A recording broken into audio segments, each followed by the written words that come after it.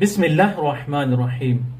सवाल किया गया वो कौन सा सूरा है जो रसूल अकरम पर कामिल नाजिल हुआ, यानी पूरा सूरा एक मर्तबा में नाजिल हुआ। सबसे पहला सूरा और सबसे आखिरी सूरा कौन सा है जो रसूल अकरम पर नाजिल हुआ?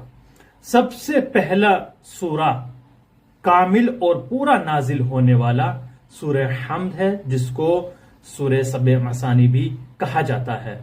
और दूसरा सूरा जो सबसे आखिरी सूरा नाजिल हुआ है रसूल पर और कामिल सूरा नाजिल हुआ है, उसको सूरह नस्र कहा जाता है, जो कि 30वें पारे में पाया जाता है। जो सबसे पहले रसूल पर कामिल नाजिल हुआ सूरह हम्द, सूरह अल हम्द है, और दूसरा सूरा जो कामिल रसूल अकरम पर नाजिल हुआ है वो सूरह नस्र है।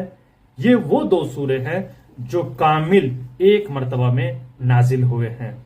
आप इनकी तिलावत करें, इंशाअल्लाह इनको पढ़िएगा और हमारे चैनल को शेयर और सब्सक्राइब जरूर कीजिएगा।